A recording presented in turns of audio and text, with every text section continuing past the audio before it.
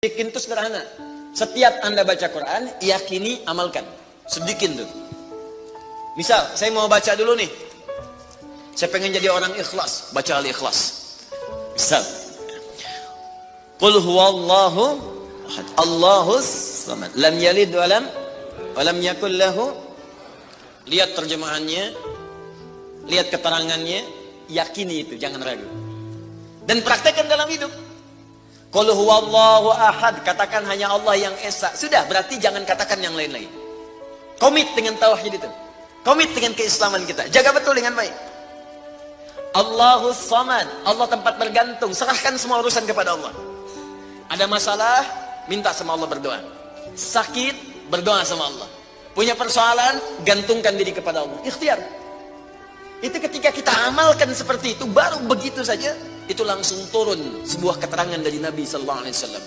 Jika Anda mampu mengamalkan satu surah ini saja, ini rahasia. Ini rahasia.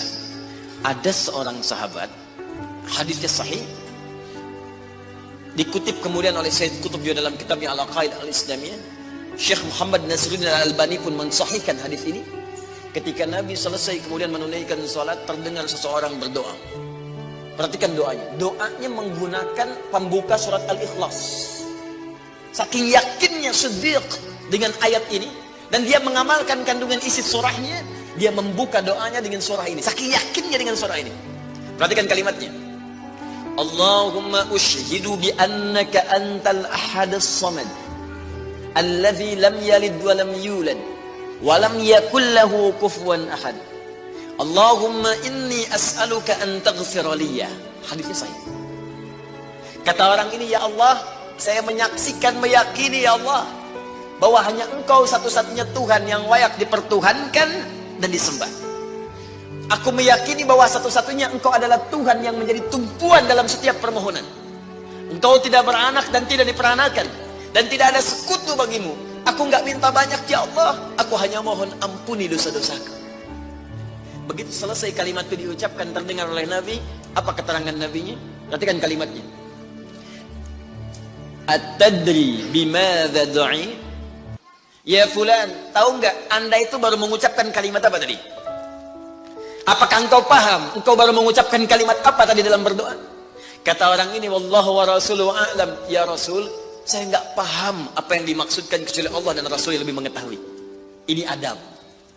Adab, walaupun ini, kalau Anda sedang mengerjakan sesuatu dan Anda paham dengan itu, kalau ada orang lebih pintar daripada kita, ustadz, ulama, apalagi nabi, nanya pada kita, maka adabnya bilang aja nggak tahu. Karena boleh jadi mereka memiliki hikmah yang belum sampai kita kepadanya. Kalau kita jawab, saya tahu ya Rasul, nggak akan nyampe kalimat nanti. Ya. Jadi kalau Anda sedang mengerjakan sesuatu, zikir misalnya, la ilaha illa anta subhanaka inni kuntu minadh dhalimin. Tanya ustaz, datang ustaz. Masya Allah Pak, zikirnya bagus banget. Tahu nggak maksudnya? Tahu, lewat tuh ustaz udah. Bilang aja, belum ustaz, Allah Rasulullah alam. Oh begitu, kalau belum kenapa dibaca? Ya, saya pernah dengar saja maka diterangkan. Begini maksudnya Pak, begini, Anda dapat ilmu baru. Makanya sahabat seringkali kalau ditanya Rasulullah, bilangnya Allah Rasulullah alam. Allah Rasulullah alam. Supaya dapat ilmu baru. Itu diantara rumus di ilmu hadis. Ini kadang-kadang orang kita sekarang sahabat bukan, tabiin bukan, tanya tahu semua. Bahkan saat ditanya buka Google dulu. Ya udah, ngapain ada ustaz? Allah wa rasuluhu a'lam. Maka apa jawab Nabi?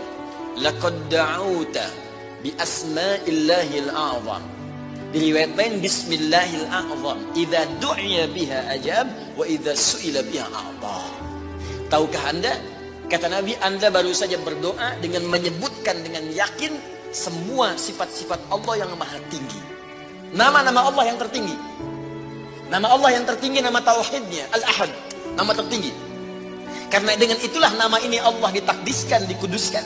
Dengan nama ini Allah disembah, dan dengan nama ini Allah dipertuhankan. Kata Nabi, Anda baru berdoa dengan menyebutkan nama Allah yang paling tinggi. Yang kalau disebutkan nama itu di awal doa, maka semua doa yang disampaikan akan dikabulkan, semua permintaan akan dijawab. Tapi apakah semua orang yang membaca doa itu diawali dengan surat tadi akan dijawab? Belum tentu. Kalau tidak ada praktek sedikit dalam jiwanya. Orang dulu minta dijawab, orang sekarang sama kalimatnya.